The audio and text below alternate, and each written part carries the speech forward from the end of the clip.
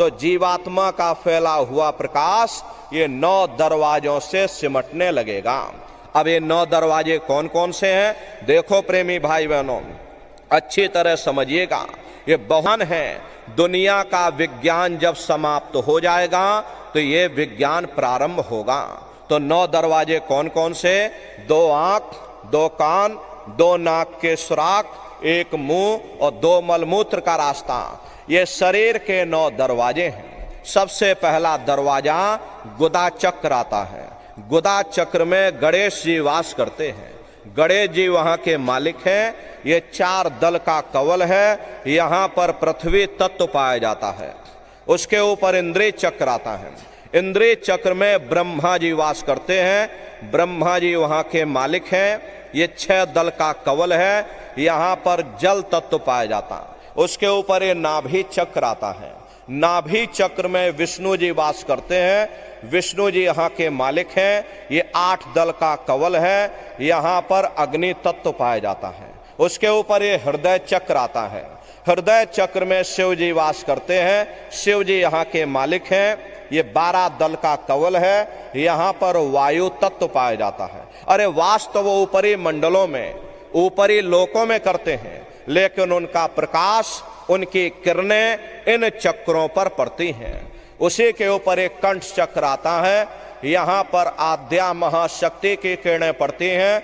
ये 16 दल का कवल है।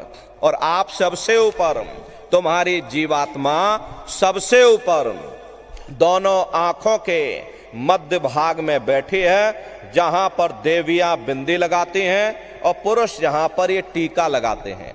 ये बिंदी और ये टीका यहाँ पर हम लोग इसीलिए लगाते हैं क्योंकि यहीं पर हमारी ये जीवात्मा बैठी है, उसका श्रृंगार किया जाता है। तो ये 10वां द्वार है जहां पर तुम्हारी ये जीवात्मा बैठी हुई। इसी 10वें दरवाजे पर बैठ करके ये जीवात्मा अपने प्रकाश को 9 दरवाजों में फैलाती है, जिससे आपका ये शरीर चलता, आपके हाथ और आपके पांव चलते हैं। जब आप लोग भजन करोगे और घंटे शंख की आवाज को सुनोगे तो उस आवाज में चुंबक है, वो आवाज आपको अपनी ओर खींचेगी। और जब खिंचाव होगा तो जीवात्मा का फैला हुआ प्रकाश 9 दरवाजों से सिमट करके यही 10वें दरवाजे पर इकट्ठा हो जाएगा। और जैसे ही सारी शक्ति, सारी चेतना सिमट करके यहाँ पर इकट्ठी हुई तो शब्द क्या काम करेगा? शब्द तुम्हारी जीवात्मा को खींच करके इस शरीर से बाहर कर देगा। फिर आप अपनी आंखों से देखिएगा कि हमारा शरीर ये है और हम ये खड़े। आप अपने शरीर से अलग हो जाओगे। जैसे चिड़िया होती है, चिड़िया घोंसले से निकल करके आसमानों की उड़ान भरती है और शाम को फिर अपने घोंसले में आ जाती है। ऐसे ही तुम्हारी ये जीवात्मा इस शरीर रूपी घोंसले से निकल करके ब्रह्मांडों की सैर करेगी, देवी देवताओं के दर्शन करेगी, राम और कृष्ण के दर्शन करेगी और घूम करके फिर अपने शरीर रूपी घोंसले में वापस चली आएगी। प्रेमी भाई बहनों, ये ब्रह्मा विष्णु महादेव जिनकी सारी दुनिया पूजा करती है। अरे आप सभी लोग ब्रह्मा विष्णु महादेव की पूजा करते हो, लेकिन कभी आपने विचार ये नहीं किया भाई जिनके हम लोग पूजा कर रहे, आखिर ये ब्रह्मा विष्णु महादेव कौन हैं? ये कहाँ पर रहते हैं? ये क्या काम करते हैं? अरे इनके माँ बाप कौन हैं? भगवान राम कौन है? भगवान कृष्ण कौन है? ये कहाँ पर रहते हैं? ईश्वर कौन है? ब्रह्म कौन है? पर ब्रह्म कौन है? ये कहाँ पर रहते हैं? तो जरा संक्षिप्त में आप समझिएगा, क्योंकि अगर हम इसका वर्णन करेंगे लाखों वर्ष हमको लग जाएंगे, एक लोक का वर्णन नहीं हो पाएगा। इस आसमान के ऊपर अनंतों लोक बने हुए। प्रेमी भाई बहनों, वैज्ञानिक इसकी खोज कर रहे, चंद्रमा तक चंद्रयान को भेज रहे, कहीं सूरज मंडल पर जाकर के खोज कर रहे, लेकिन प्रेमी भाई बहनों अभी तक पता नहीं लगा पाए। लेकिन महात्माओं ने पता लगा लिया। महात्माओं ने जब साधना किया, इस मनुष्य रूपी मंदिर में बैठ करके अपनी जीवात्मा को निकाल करके और जब ब्रह्मांडों की चढ़ाई की, वहां पर चढ़ करके जब देखा तो प्रेमी भाई बहनों उन्होंने धर्म और ग्रंथ बना डाले। तो प्रेमी भाई बहनों, कैसे आप लोग ऊपर जाओगे और किन किन मंडलों पर राम के दर्शन होंगे और कहां पर कृष्ण के दर्शन होंगे, कहां पर ब्रह्म के दर्शन होंगे और कैसे तुम्हारी ये जीवात्मा उस परमात्मा तक पहुंचेगी, यानी अपने घर पहुंचेगी, तो जरा संक्षिप्त में आप समझिएगा। प्रेमी भाई बहनों, जब आप भजन करोगे और घंटे शंख की आवाज को पकड़ करके जब आप शरीर रूपी घोंसले से बाहर निकल जाओगे, तो उसी घंटे शंख की आवाज को पकड़कर ये जीवात्मा ब्रह्मांडों की चढ़ाई करती है। पलक झपकते यह जीवात्मा खरबों योजन ऊपर चली जाती है। ये चांद, सूरज, सितारों को पार करने के बाद सबसे पहले आपको जो लोक मिलेगा उसे महात्माओं ने शिवलोक कहा। शिवलोक वो तमोगुणी स्थान है। वहां के मालिक शिव जी हैं, वो पार्वती जी के साथ उस लोक में विराजमान हैं। शिव जी का दर्शन करने के बाद फिर घंटे शंख की आवाज को पकड़ करके फिर जब आप ऊपर चढ़ोगे, उसी के ऊपर ब्रह्मा जी का लोक आएगा। ब्रह्मा जी का लोक वो रजोगुणी स्थान है। वहां के मालिक ब्रह्मा जी हैं, वो गायत्री, सावित्री और सरस्वती के साथ उस लोक में विराजमान हैं। वहां पर वेद ध्वनियां सदा उस लोक में उच्चारण होती रहती हैं। और ब्रह्मा जी का दर्शन करने के बाद फिर घंटे शंख की आवाज को पकड़ करके फिर जब आप ऊपर चढ़ोगे, उसी के ऊपर विष्णु लोक आएगा। देखो प्रेमी भाई बहनों, घंटे और शंख की आवाज को पकड़ करके रखना पड़ता है। यदि आपने उस आवाज को छोड़ दिया तो सेकंड भर आपको नहीं लगेगा, धड़ाम से आप अपने शरीर में वापस लौट आओगे और इन बाहरी आंखों को खोल दोगे। इसीलिए शब्द को पकड़ करके रखना पड़ता है। शब्द सीढ़ी है, शब्द रस्सी है, जिसको पकड़ करके ये जीवात्मा ब्रह्मांडों की चढ़ाई करती है। तो ब्रह्मा जी का दर्शन करने के बाद फिर जब आप ऊपर चढ़ोगे, उसी के ऊपर विष्णु लोक आएगा। विष्णु लोक वो सतोगुणी स्थान है। वहां के मालिक विष्णु जी हैं। उनका बड़ा मनमोहक स्वरूप है। उनकी 4 भुजाएं हैं और चारों भुजाओं में शंख, गदा, पद्म और चक्र सुशोभित हैं। और आप क्षीर सागर में लक्ष्मी जी के साथ विराजमान हैं। ये तीनों देवता ब्रह्मा, विष्णु, महादेव अपने अपने लोक में बैठ करके राज कर रहे। एक रचयिता है जो हम जीवों को रचता है, एक पालनहार है जो हम जीवों को पालता है, एक संहार करता है जो हम जीवों को नष्ट कर देता। एक का काम है शरीर को बनाना, एक का काम है शरीर की सुरक्षा करना और एक का काम है शरीर को नष्ट कर देना। इनकी जो माता है वो आद्या महाशक्ति हैं। ब्रह्मा, विष्णु, महादेव लोक के ऊपर वो आद्या महाशक्ति का लोक आता है। और उसी लोक को पार करने के बाद सबसे पहला देश आपको मिलेगा, या यूं कह लीजिए कि पहली राजधानी आपको मिलेगी, जिसे महात्माओं ने सहस दल कवल कहा। वो राजधानी है। ये ब्रह्मा, विष्णु, महादेव के जो लोक हैं, उस राजधानी के अंतर्गत आने वाले जिले हैं। आप इस तरह से समझिए, जैसे आपके छत्तीसगढ़ की राजधानी रायपुर है, ये आपका छोटा सा जिला है। इसी तरह प्रेमी भाई बहनों, वो सहस दल कवल राजधानी है। राजधानी का जो मालिक है वो निरंजन भगवान है। ये ब्रह्मा, विष्णु, महादेव ये निरंजन भगवान के ही पुत्र हैं। और ये आद्या महाशक्ति ये निरंजन भगवान की अर्धांगिनी है। और निरंजन भगवान स्वयं तीनों लोकों के मालिक हैं। उन्हीं को त्रिलोकीनाथ कहा गया। हिंदू उन्हीं को परमात्मा कहते, मुसलमान उन्हीं को खुदा कहते, ईसाई उन्हीं को गॉड कहते। ये जल एक है। जल को चाहे आप पानी कह लो, चाहे वाटर कह लो, चाहे आप नीर कह लो। इसी तरह प्रेमी भाई बहनों, वो परमात्मा एक है। हम लोग लफ्जों के झगड़े में उलझे हुए। घंटे और शंख की आवाज जो हर इंसान के अंदर गूंज रही, वो आवाज उन्हीं के मुखारबिंद से हो रही। निरंजन भगवान का जो स्वरूप है वो ज्योतिष स्वरूप है।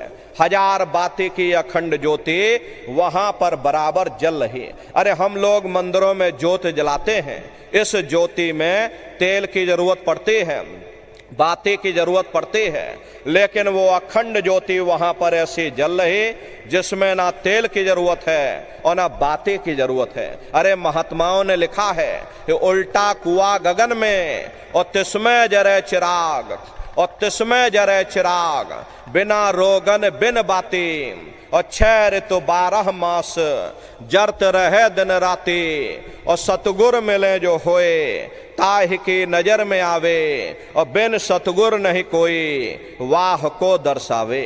वो अखंड ज्योति ऐसी है जिससे पूरा ब्रह्मांड प्रकाशवान हो रहा। जितने भी अवतारी शक्ति आई, भगवान राम आए, राम को वहीं से नीचे उतारा गया। इसीलिए उस देश को अयोध्या नगरी या कौशलपुर देश भी कहा गया। अरे गोस्वामी जी महाराज जब साधना करके वहां पहुंचे, तभी गोस्वामी जी महाराज ने रामचरितमानस में लिख दिया। देखो प्रेमी भाई बहनों, रामचरितमानस में गोस्वामी जी महाराज ने जो भी लिखा है वो सब अंतर का भेद लिखा। जब उन्होंने साधना किया, साधना करके जब ऊपर गए और ऊपर जा करके जो कुछ उन्होंने वहां जाकर देखा वो रामचरितमानस में लिख दिया। क्या उन्होंने लिखा? देखिए गोस्वामी जी महाराज लिखते हैं कि मोद्यो नैन त्रिशत में भयो, पुण्य चितवत कौशलपुर गयो। जब मैंने ये अपनी बाहर की आंख बंद की, मेरी अंतर की आंख खुल गई और मैं क्या देख रहा हूं, मैं कौशलपुर देश में पहुंच गया। मोह विलोक राम मुस्काई, मुझे देख करके भगवान राम प्रसन्न हो गए। उन्होंने ऊपर जाने का मुझे रास्ता दे दिया।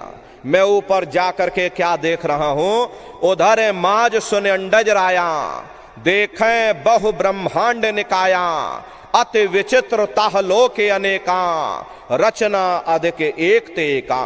विचित्र विचित्र भांत के वहां पर लोक बने हुए, एक से बढ़कर एक सुंदर सोने के वहां पर महल बने जिनकी शोभा अवर्णीय है।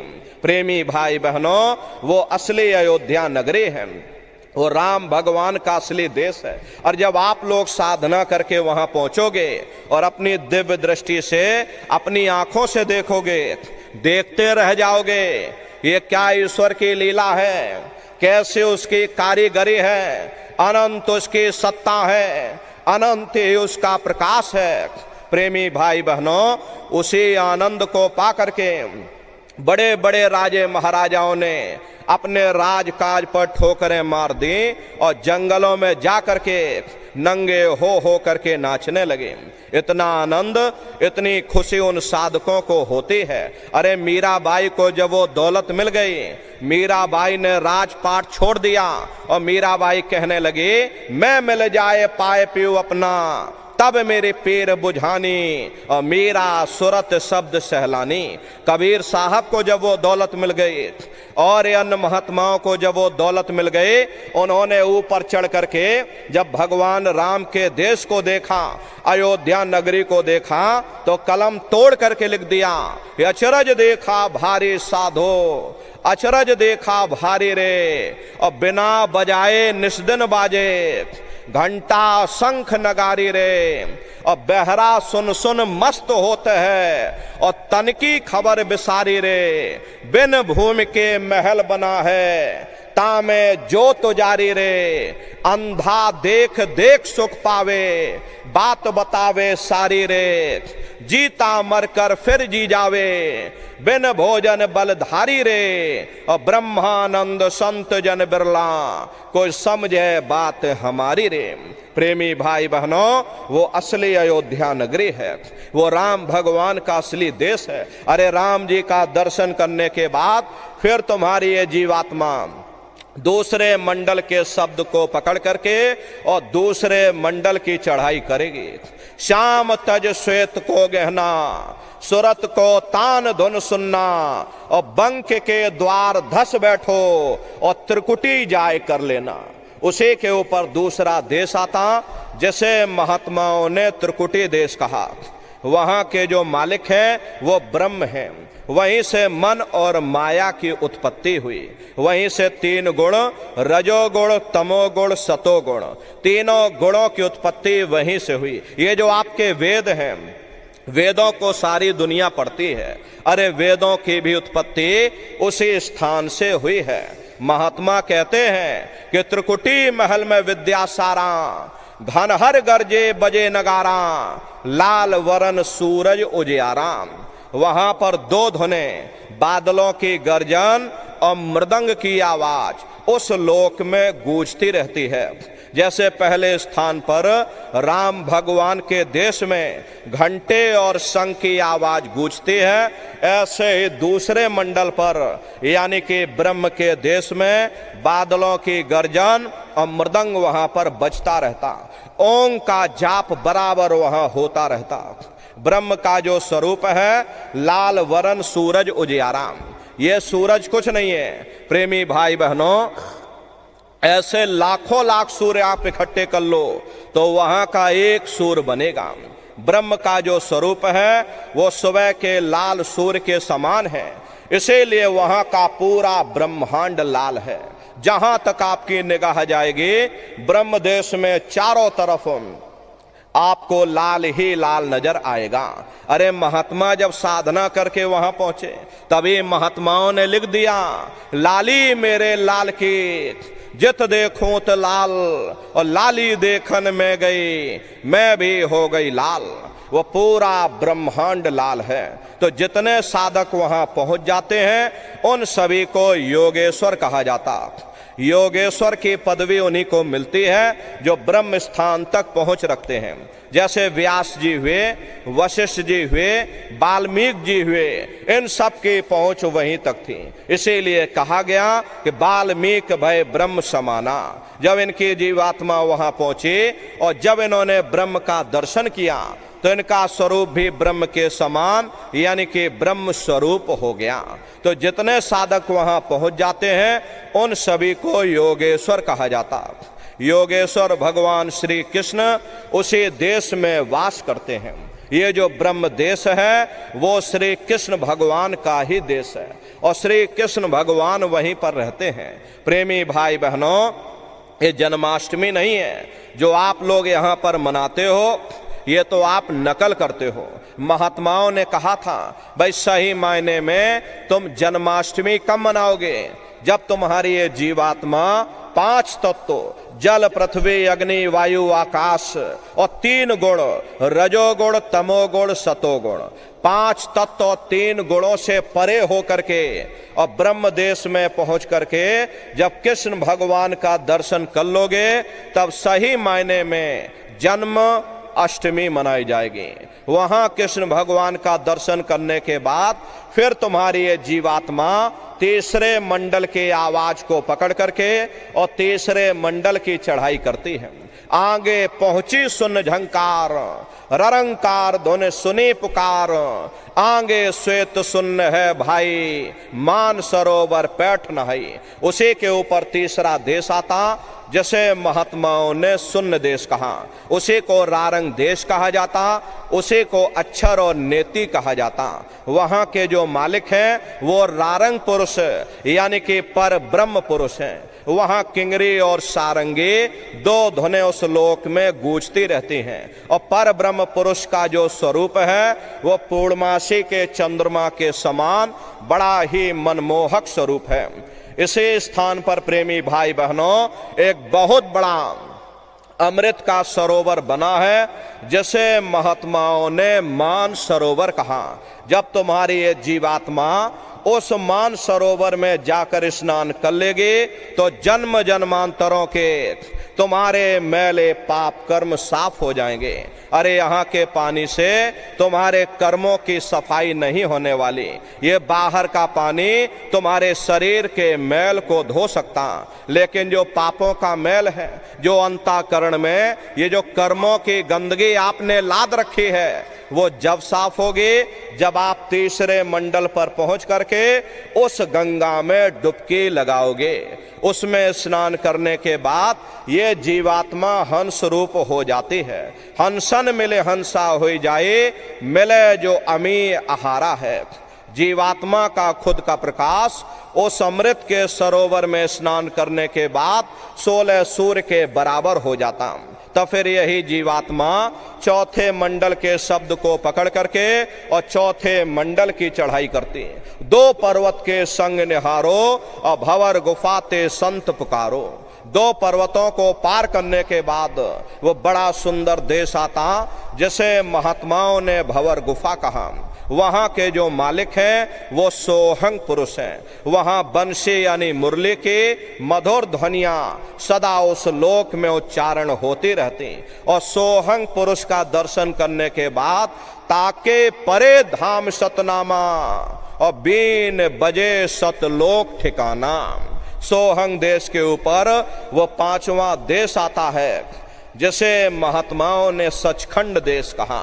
वो सचखंड देश अजर अमर अविनाशी सदा एक रस रहने वाला देश है। वहाँ न काल है, न कर्म है, न दुख है, न संताप है, न पुण्य है, न पाप है। जो जीवात्माएं वहां पर पहुंच जाती हमेशा के लिए जन्म मरण के बंधनों से आजाद हो जाती हैं। वहां के जो मालिक हैं वो सत्पुरुष भगवान हैं जिनके रोम रोम में खरबों खरब सूरज चांद सितारे प्रकाशवान। वही हमारे आपके सच्चे मालिक हैं, वही हमारे आपके सच्चे पिता हैं। अरे हमको आपको वहीं से नीचे उतारा गया और फिर शब्द को पकड़ करके शब्द शब्द पौड़ी पर चढ़कर पहुंचो सचखंड सतनाम। तो शब्द कब पकड़ में आएगा? जब आप लोग भजन करोगे। और भजन कैसे किया जाएगा जरा अच्छी तरह समझ लीजिए। ये आंख और कान को बंद करिएगा लेकिन मन को रोकिएगा। ऐसे समय पर तुम्हारा ये मन जरूर भागेगा। अभी आप यहाँ सत्संग में बैठे हो, शरीर भले तुम्हारा यहाँ बैठा लेकिन मन सारी दुनिया में भाग रहा। अब किसी को कोई बात याद आ गई, मन आपस में बातचीत करने लगा। कोई बाल बच्चों को घर में छोड़कर आया, मन बाल बच्चों में पहुंच गया। कोई दुकान दफ्तर छोड़ करके आया, मन दुकान दफ्तर में पहुंच गया। कोई खेती बाड़ी छोड़ करके आया, शरीर बेचारा यहाँ बैठा, मन खेत में पानी लगा रहा। तो ऐसे भजन से कोई लाभ नहीं होगा। जिन्होंने मार मन डाला उन्हीं को सूरमा कहना। अगर दुनिया में कोई हमारा दुश्मन है वो केवल हमारा ये मन है। अरे मन रूपी रावण कब मरेगा? जब 9 द्वारों पर फतेह हासिल करके तुम यहाँ 10वें द्वार पर चढ़ जाओगे तब सही मायने में दशहरा मनाई जाएगी। अरे बाहर की दशहरा नहीं है जो लकड़ी का रावण बना देते हो और फूंक फांक करके घर चले आते, कहते भाई हमने रावण मार दिया। अरे महात्माओं ने कहा था भाई सही मायने में तुम दशहरा कब मनाओगे? जब 9 द्वारों पर फतेह हासिल करके तुम यहाँ 10वें द्वार पर चढ़ जाओगे तब सही मायने में विजयदशमी मनाई जाएगी। तब ये मन रूपी रावण तुम्हारा मरेगा और तब तुम्हारी ये जीवात्मा, अरे इसी जीवात्मा को महात्माओं ने राम भी कहा।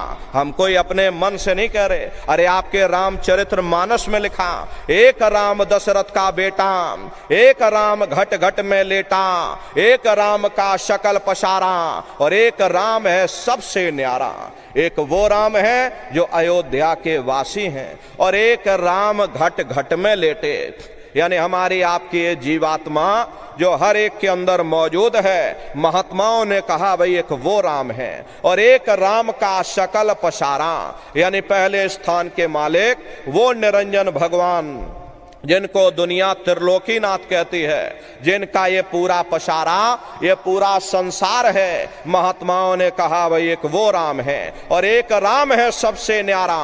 5वें स्थान के मालिक वो सत्पुरुष भगवान जो हमारे आपके सच्चे पिता हैं। महात्माओं ने कहा भाई एक वो राम है। तो महात्मा तो उस राम की महिमा गाते हैं। मोटी बात आप पकड़िए कि भजन कैसे करोगे, तो ये आंख और कान को बंद कर लेना, ऊंचा ध्यान दे करके गौर से सुनिएगा। शुरू में सीटी जैसी आवाज आप सभी को सुनाई पड़ेगी, उसे पकड़ लेना, सुनते सुनते उसी में लीन हो जाओ। जब आप उसमें लीन हो जाओगे तो कुछ समय बाद में दोबारा आपको अनुभव होगा कि कहीं बड़ी दूर से एक महीन आवाज, घंटे और शंख की आवाज हमारे कानों में बज रही, और जब घंटे शंख की आवाज आपको सुनाई पड़ने लग जाए तब आप सीटी की आवाज को छोड़ देना और घंटे शंख की आवाज को पकड़ लेना। एक बार प्रेमी भाई बहनों आप उस आवाज को पकड़ लो, फिर वो आवाज आपको नहीं छोड़ेगी, खींच करके शरीर से बाहर कर देगी। रोज आना, रोज जाना, रोज ब्रह्मांडों की सैर करना, रोज देवी देवताओं के दर्शन करना, रोज राम और कृष्ण के दर्शन करना, और घूम करके फिर अपने शरीर रूपी घोंसले में वापस आ जाना। तो सुमरन, ध्यान और भजन तीन क्रियाएं आपको बताई गई। रास्ता सच्चा है, नित्य नियम से करिएगा, नागा नहीं होना चाहिए। अरे शरीर को भोजन देते हो, सुबह दोपहर शाम रात खाते रहते, लेकिन कभी आपने विचार ये नहीं किया ये जीवात्मा जो जन्म जन्मांतरों से बेचारी भूखी प्यासी बैठी है और जिसकी शक्ति से तुम्हारा इतना बड़ा ये शरीर चल रहा, तो कभी अपनी जीवात्मा को तुमने भोजन नहीं दिया। अरे इसका भोजन भजन है, इसका भोजन शब्द है, इसका भोजन नाम है। अपना ये नियम बनाओ कि पहले हम अपनी जीवात्मा को भोजन देंगे, फिर अपने शरीर को भोजन देंगे। अगर ये नियम बन गया, अरे तुम्हारा लोक भी बन जाएगा और तुम्हारा परलोक भी बन जाएगा।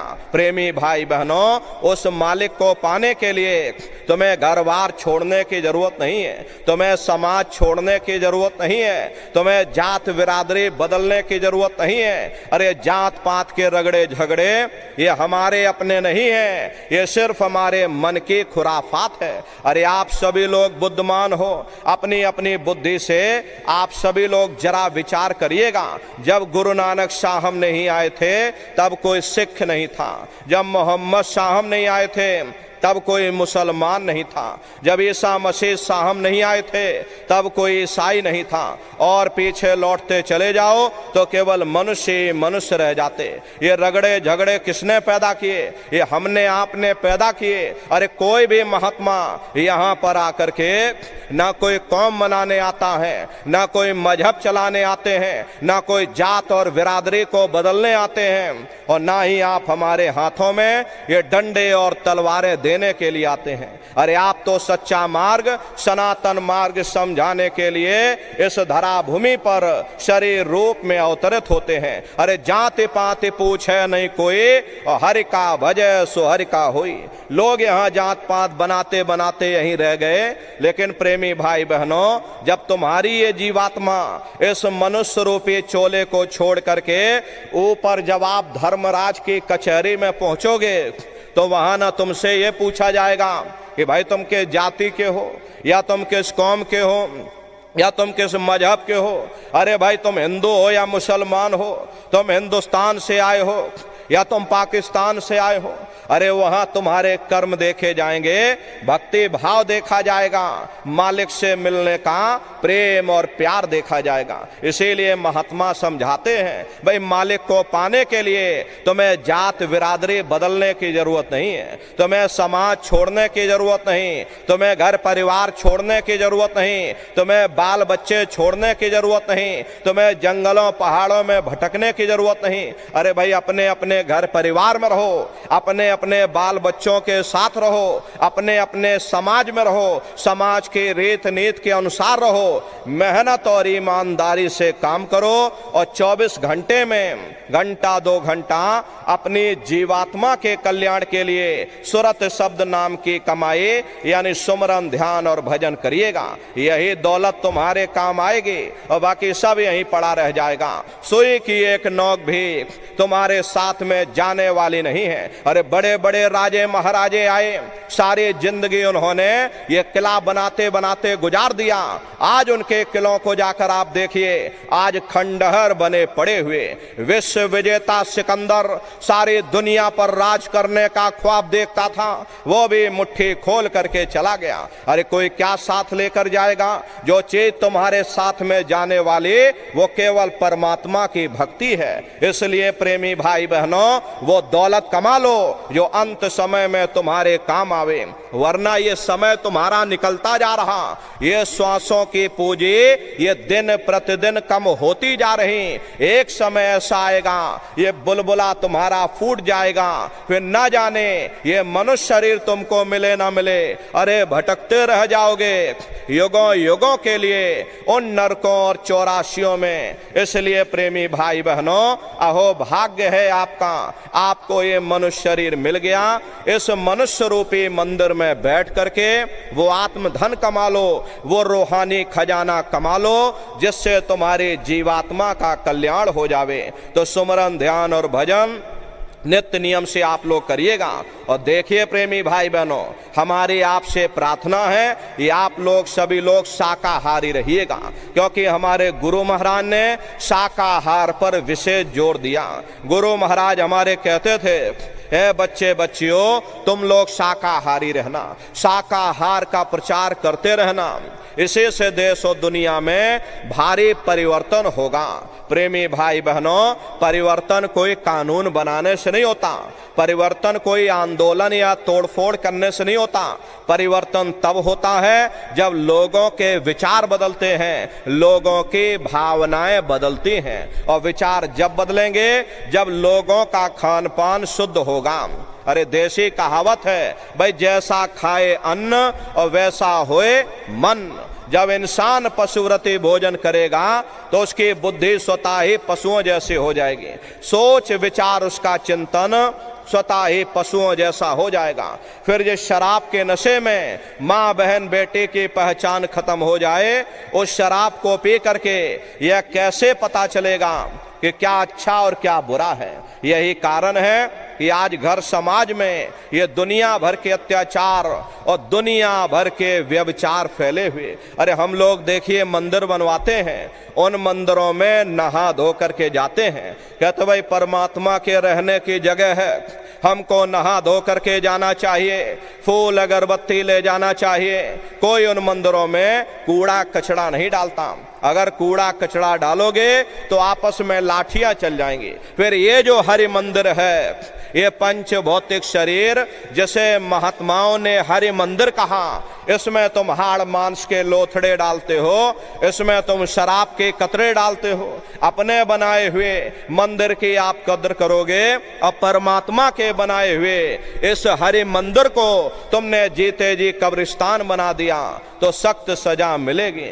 अरे महात्माओं ने लिखा है कि तिल भर मच्छी खाई के कोट गऊ दे दान, और काशी करवट जा मरे और निश्चय नरक निदान। यदि तिल भर भी मच्छी खा करके फिर चाहे कोटान कोट तुम गऊओं का दान करो, और काशी में जा करके और मत्था रगड़ते रगड़ते अपनी पूरी जिंदगी वहां पर गुजार दो, फिर भी तुमको तुम्हारे गुनाहों की सजा मिलेगी, कोई बच नहीं सकता।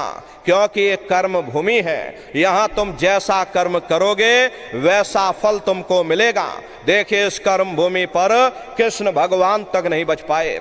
उस समय बाली को छिप करके बाण मारा था, और वही बाली कृष्ण अवतार में बहेलिया बन करके आ गया, और कृष्ण भगवान के पैरों में पद्म चमकता था, और हिरण की आंख समझ करके और बहेलिये ने निशाना मार दिया। और जब पास में आकर के देखा कृष्ण भगवान थे, अफसोस करने लगे, लेकिन कृष्ण भगवान ने उसको समझाया कि भाई इसमें तुम्हारा कोई दोष नहीं, उस समय हमने तुमको मारा, आज तुमने हमको मार दिया, हमारा तुम्हारा अदला बदला पूरा हो गया। कर्म प्रधान विश्व रच राखा, जो जस करे सो तस फल चाखा। ये कर्मों का ऐसा देश है, यहाँ तुम जैसे बीज बोगे वैसे ही फसल काटोगे। यदि हम अपनी जिह्वा के लिए बेजुबान जानवरों की गर्दन पर छुरियां चलाएंगे तो एक समय हमारा भी आएगा, हमारे भी गर्दन पर छुरियां अवश्य चलेंगी। इसलिए प्रेमी भाई बहनों, आपसे हमारी प्रार्थना है कि आप लोग शाकाहारी रहिएगा। अरे तरह तरह की बीमारियां जो आज के समय में आ रही, इसका मुख्य कारण एक ही है, लोगों का खान पान गंदा हो गया। अरे अपनी बुद्धि से विचार करिएगा, इंसानों के खून में जब जानवरों का खून मिल जाएगा, इंसानों के अंदर जब जानवरों के कीटाणु पहुंच जाएंगे, तो न जानवरों की दवा काम में आएगी और न इंसानों की दवा काम में आएगी। तो परिणाम क्या होगा? ऐसी महामारियां फैलेंगी। इसलिए प्रेमी भाई बहनों, आपसे हमारी प्रार्थना है कि आप लोग शाकाहारी रहिएगा। कोई ऐसा नशा मत करना जिससे बुद्धि तुम्हारी पागल हो जाए और घर में माँ बहन बेटे की पहचान खो दो। अरे आप अपने आप को कट्टर हिंदू मानते हो। अरे भाई, हम कट्टर हिंदू हैं, हमसे बड़ा सनातनी दुनिया में कोई नहीं। हम धर्म के ठेकेदार हैं, हम राम को मानने वाले हैं और हम कृष्ण को मानने वाले। अरे भाई, आप राम को मानते हो और आप कृष्ण को मानते हो तो उनके आदर्शों पर भी चलना सीखो। भगवान राम ने कभी नहीं कहा कि तुम मांस खाओ, या कृष्ण ने कभी नहीं कहा कि तुम शराब पियो। जितने देवी देवता अवतार हुए सभी यही कह करके गए कि अहिंसा परमो धर्मा। अगर हमने किसी को बनाया नहीं तो मिटाने का अधिकार हमारे पास नहीं। अरे आप इंसान हो, इंसान का काम है दया करने का। दया धर्म का मूल है। इसलिए आप जीवों पर रहम करो, रूहों पर रहम करो। सभी लोग शाकाहारी रहना और शाकाहार का प्रचार अपने अपने क्षेत्रों में बराबर आप लोग करते रहिएगा। अरे सतयुग कैसे आएगा भाई? रामराज कैसे आएगा? रामराज कोई नारा लगाने से नहीं आएगा, रामराज कोई भाषण देने से नहीं आएगा। रामराज जब आएगा जब लोगों के अंदर अच्छे विचार आएंगे। वरना राम के समय में भी रावण जैसे असुर होते थे, कृष्ण के समय में भी कंस जैसे असुर होते थे। अरे तब भी लड़ाइयां होती थी, तब भी युद्ध हुआ करते थे। रामराज का मतलब है अच्छे विचारों का आना। और अच्छे विचार जब आएंगे जब हर इंसान मानव धर्म का पालन करेगा। मानव धर्म क्या कहता है? सत्य, दया, अहिंसा, प्रेम और करुणा, यही मानव धर्म का आधार है। और जब मानव के अंदर मानवता आ जाएगी, मानव के अंदर दया आ जाएगी, मानव के अंदर करुणा आ जाएगी, ये मानव दूसरों की पीड़ा को अपनी पीड़ा समझने लगेगा। और जब इंसान के अंदर इंसानियत आ जाएगी तब सही मायने में देश में राम राज आ जाएगा। इसीलिए महात्माओं ने कहा है भाई, राम राज को लाना है तो पहले मानव धर्म अपनाना है। मानव को पहले मानव धर्म अपनाना पड़ेगा। इसीलिए प्रेमी भाई बहनों, हमारे गुरु महाराज कह कर गए, बच्चा गांव गांव में जाकर के तुम हमारे संदेशों को सुनाओ। सभी लोगों, सत्संगी जितने भी गांव गली हैं, जितने भी आसपास के क्षेत्र के लोग हैं, उनको हमारा संदेश जाकर के सुनाओ। सभी लोग शाकाहारी हो जाएं, सभी लोग सदाचारी हो जाएं, सभी लोग चरित्रवान हो जाएं, आंखों में माँ बहन बेटे की पहचान कायम हो जाए। तो जब हमारा ये गांव बदल जाएगा तो पूरा समाज बदल जाएगा। निश्चय एक कलयुग में सतयुग आ जाएगा। इसलिए प्रेमी भाई बहनों, धर्म के प्रचार में आप सभी लोग अपना अपना योगदान दीजिएगा। देखिए, हमारे गुरु महाराज परम संत बाबा जय गुरुदेव जी महाराज ने एक अच्छे समाज के निर्माण के लिए, चरित्र उत्थान के लिए और लोगों को शाकाहारी और सदाचारी बनाने के लिए 116 वर्ष की आयु तक अथक मेहनत और परिश्रम किया।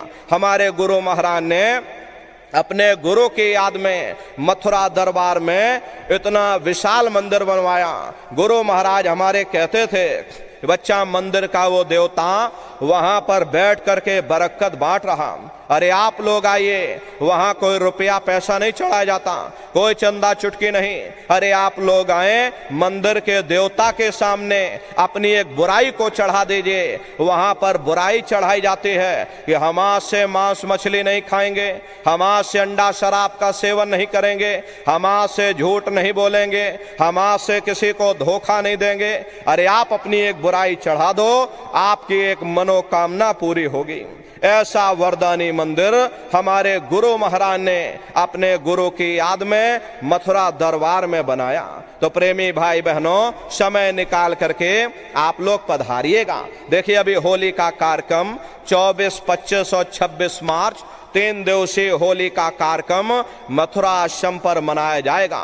देश के कोने कोने से दसियों लाख की संख्या में सत्संगी प्रेमी भाई बहन मथुरा दरबार में पधारते हैं। उनके रहने ठहरने के लिए वहां अलग अलग जिलों के टेंट रावटी डेरे लगाए जाते हैं। भोजन पानी के लिए अलग अलग जिलों के वहां पर निःशुल्क भंडारे बराबर चलते रहते।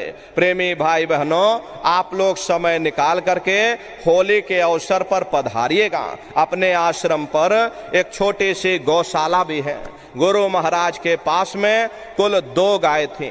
2 गायों का इतना बड़ा परिवार है। ये आज के समय में करीब करीब 3000 गाय हैं और 3000 के ऊपर सांड हैं। गौशाला अलग है और नंदीशाला अलग है। हमारे यहाँ किसी को बाहर नहीं भेजा जाता, क्योंकि हमारे गुरु महाराज कहकर गए, बच्चा इनको यहीं रखना, यहीं सेवा पानी करना, अगर बाहर भेज दोगे लोग मार देंगे, काट देंगे। इसीलिए चाहे गाय हो या चाहे बैल हो, वहां पर किसी को बाहर नहीं भेजा जाता। गायों के लिए अलग से गौशाला है और सांडों के लिए अलग से नंदीशाला है। और उसी के बगल में अपना एक बहुत बड़ा विद्यालय है, जिसमें 2,500 से 3,000 बच्चे निःशुल्क विद्या अध्ययन करते हैं। कॉपी किताब, पढ़ाई लिखाई, भोजन पानी बिल्कुल निःशुल्क है। और उसी के बगल में अपना एक बहुत बड़ा अस्पताल है।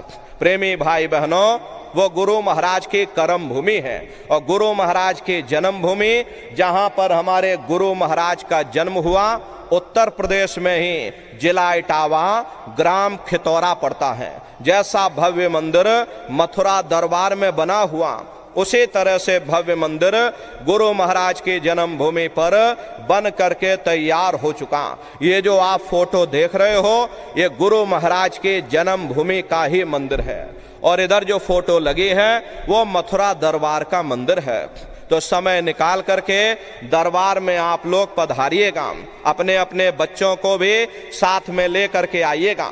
हम लोग ये सोचने लगते हैं, अरे बच्चों को क्या करेंगे ले जाकर, ये बच्चे छोटे हैं, इनको घर में रहने दो, इनको पढ़ाई लिखाई करने दो, अभी इनकी पढ़ाई लिखाई की उम्र है। ये सत्संग सुनना और ये भजन पूजा पाठ करना, ये तो हम लोगों का काम है। इन बच्चों को घर पर पढ़ने लिखने दो। प्रेमी भाई बहनों, यहीं पर हम आप धोखा खा जाते। अरे पढ़ाई लिखाई जरूरी है, हम आपकी ये बात मानते हैं। ये आज के समय में शिक्षा बहुत जरूरी है। अरे हमको भी गुरु महाराज ने पढ़ाया लिखाया, लेकिन प्रेमी भाई बहनों, पढ़ाई लिखाई के साथ साथ अच्छे संस्कार भी जरूरी है। और संस्कार कोई MA BA की डिग्री करने से नहीं पड़ जाते। संस्कार कोई डिप्लोमा करने से नहीं पड़ जाते। अगर MA BA की डिग्री कर लेने से ही बच्चों के अंदर संस्कार पड़ गए होते तो हिंदुस्तान में इतने वृद्धाश्रम न खोले जाते। अरे संस्कार पढ़ेंगे महात्माओं के वचनों से, संस्कार पढ़ेंगे सत्संग के माध्यम से। ये बच्चे देश के भविष्य हैं। इन बच्चों के अंदर अच्छे संस्कार डालना ये समय की बहुत बड़ी मांग है। आज के समय में बच्चों के अंदर संस्कारों की कमी देखी जा रही। वरना पहले के समय में अकेले माँ बाप अपने 4-4 बच्चों को पाल लेते थे, लेकिन आज के समय में वही 4-4 बच्चे, वही MA BA और डिग्री और डिप्लोमा किए हुए बच्चे अपने माँ बाप को रोटी नहीं खिला पा रहे। शादी हो जाती है, घर परिवार बांट करके रख दिया, जमीन जायदाद बांट करके रख दी, चूल्हा चौका बांट करके रख दिया, यहाँ तक कि बेचारे बूढ़े माँ बाप को भी बांट करके रख दिया। 10 दिन तुम हमारे घर में छोड़ दो और 10 दिन बाद तुम अपने घर ले जाना, रोटी खिलाना। ये छोटे छोटे बच्चे देखो शराब पी करके और रोड पर घूम रहे। हरे प्रेमी भाई बहनों, ये सब क्या है? ये संस्कारों की कमी है। ऐ माताओं बहनों, अरे बच्चे तुम्हारी धरोहर हैं, ये बच्चे तुम्हारे जीवन की पूंजी हैं। अरे अपनी पूंजी को संभाल करके रखिएगा। इन बच्चों को आप बचपन से तैयार करिए, इनको अच्छी शिक्षा देना, इनको अच्छे संस्कार देना, इनको शाकाहारी बनाना, इनको सदाचारी बनाना, इनको चरित्रवान बनाना।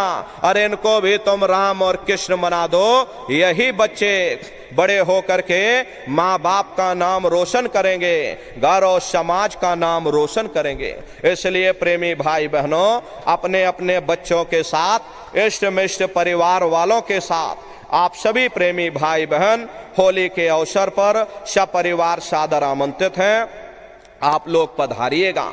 सुमरन, ध्यान और भजन बराबर आप लोग करते रहना। इतना जान लीजिए प्रेमी भाई बहनों, ये रास्ता बिल्कुल सच्चा है। आप करोगे, आपको अनुभव होगा, दिखाई भी पड़ेगा, सुनाई भी पड़ेगा। हरे आपका लोक भी बन जाएगा और आपका परलोक भी बन जाएगा। इसी के साथ अब हम अपनी वाणी को विराम देते हैं। आप लोगों ने अपना कीमती समय हमको दिया, इसके लिए आप सभी प्रेमी भाई बहनों को बहुत बहुत साधुवाद है। कहने सुनने में यदि हमसे कोई गलती हुई हो, अरे हम तो छोटे हैं, आप सभी लोग हमारी माताएं बहनें बूढ़े बुजुर्ग, हमको छोटा समझ करके आप सभी प्रेमी भाई बहन हमको क्षमा करिएगा।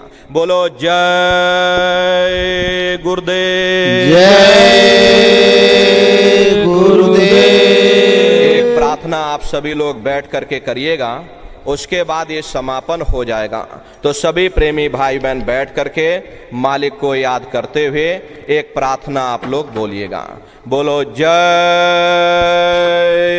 गुरुदेव, जय गुरुदेव। गुरु महिमा है अपार जगत में, गुरु महिमा है अपार, गुरु महिमा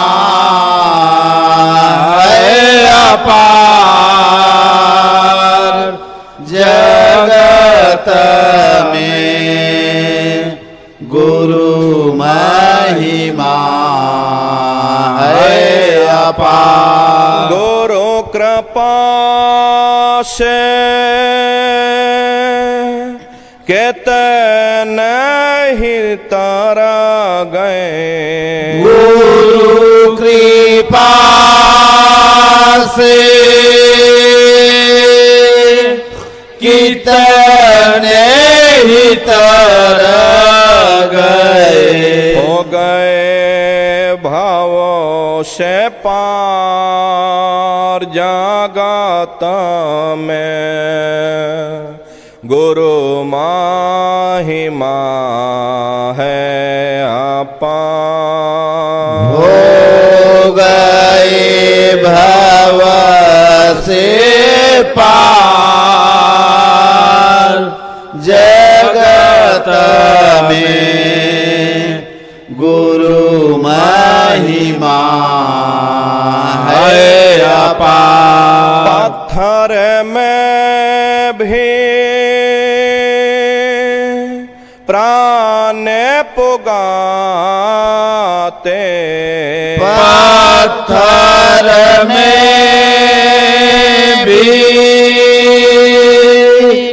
प्राण पुगाते, जाने को चेतना वांथ बनाते, जड़ा को चेतना वांथ बनाते, प्रेम दया भंडार जगत में, गुरु महिमा है अपार। प्रेम दया भंडार जगत में, गुरु महिमा है अपार। सब प्रेमी मिला जोले कर गाओ, सब प्रेमी मिला जो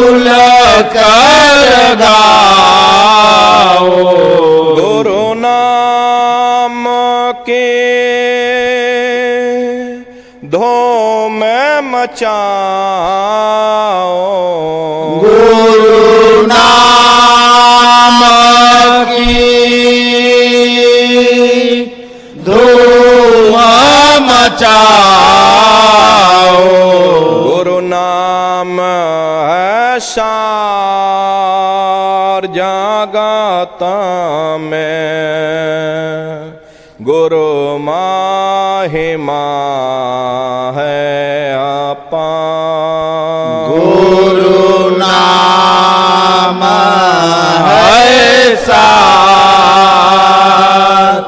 जगत में, गुरु महिमा है अपार। गुरु महिमा है अपार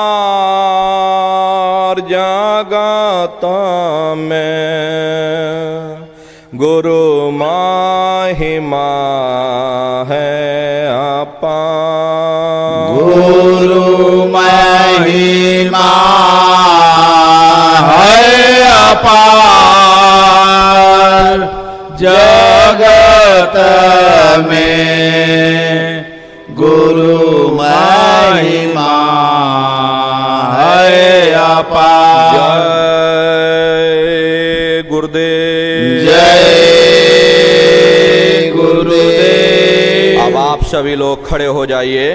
सभी लोग खड़े होकर के मालिक के पावन नाम का सभी प्रेमी भाई बहन प्रेम से उच्चारण करेंगे। बोलो जय गुरुदेव। जय गुरुदेव। जय गुरुदेव। जय गुरुदेव।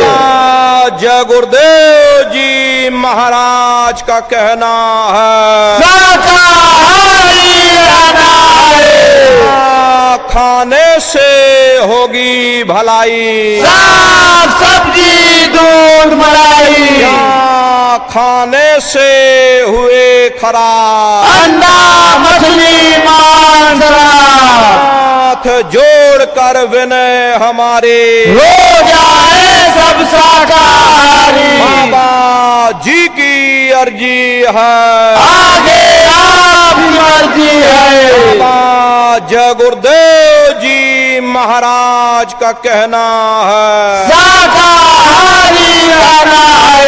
जय गुरुदेव। जय गुरुदेव। देखो प्रेमी भाई बहनों, अभी हम नीचे उतर जाएंगे, बारी बारी से आप लोगों से मिल भी लेंगे, लेकिन आप लोग कोई धक्का मुक्की या जल्दबाजी मत करिएगा। आराम आराम से आइएगा। सबसे पहले माताएं बहनें आएंगी, उसके बाद भाई लोग आएंगे।